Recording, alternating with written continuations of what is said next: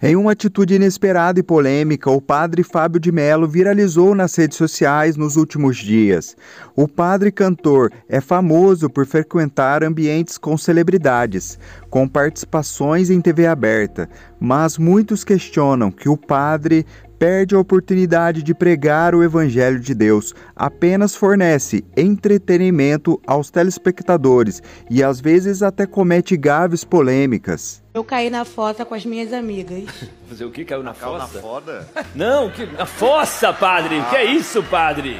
Eu tô falando! Padre, que pensamento é esse? Sebastião Gomes, do programa Podcast do Seba, influenciador conhecido nas redes sociais por entrevistar famosos, presenciou uma atitude nada amistosa do padre Fábio de Mello. Veja. Gente, eu não vou ter voz. É coisa rápida. Você percebeu, né? Que é começar a falar e tossir. Eu tenho que cantar. Vou respeitar esse momento, será rápido, viu? Galera do podcast Seba, estamos em Canapi, Alagoas, ao lado do padre Fábio de Mello, esse homem agraciado por Deus. Padre Fábio, muito boa noite, seja bem-vindo a Canapi, ao podcast do Seba. Obrigado, boa noite. Padre Fábio de Mello, a gente sabe que o senhor há muito tempo já é uma referência nacional de fé cristã. E nós temos uma fã sua, muito sua fã, e ela recentemente perdeu uma filha chamada Sabrina. Eu queria só que o senhor mandasse uma palavra para ela conseguir restaurar as suas forças e enfrentar essa dor. O nome dela é Mariana. Que Deus te abençoe, Mariana. Te dê muita força neste momento, que talvez seja o momento mais difícil que um ser humano pode viver e experimentar. Que a sua dor se transforme em ressurreição. Amém. Para finalizar, só um alô para a galera do podcast. Um abraço. O pastor americano Paul Washer fala sobre os pregadores que não amam a palavra de Deus, mas apenas vivem o evangelho de mentiras, pois o verdadeiro evangelho é sobre Jesus Cristo, aquele que entregou sua vida por nós.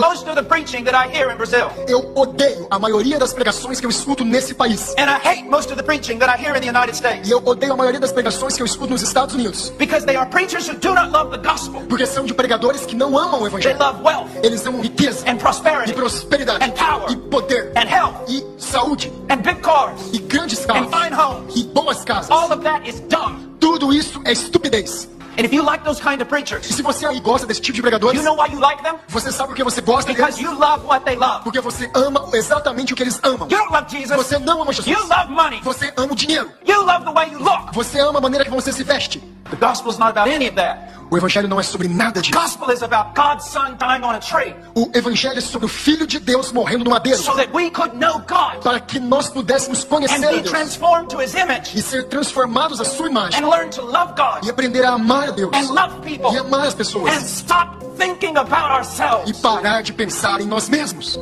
You say, Brother Paul, last night you were very nice. Now you're being very hard. Irmão Paulo, a noite passada o senhor estava muito bem, mas agora o senhor está muito duro. Well, if you love the gospel, you don't have a problem. Bem, se você ama o evangelho, não há problema algum. But if you love all those preachers, mas se você ama todos aqueles pregadores, and their gospel, e o evangelho deles, which is no gospel, que não é o evangelho, then yes, you do have a problem. Então é verdade, você está com um problema. The gospel, o evangelho, is the power of God. É o poder de Deus. For salvation. Para a salvação. Se você está gostando desse vídeo, deixe aqui o seu like, inscreva-se no nosso canal, compartilhe este vídeo com sua família e seus amigos. O pastor Luiz Hermínio lembra que se Deus levantou uma pessoa para pregar, ela deverá ser um exemplo, assim como Cristo foi um exemplo para a igreja.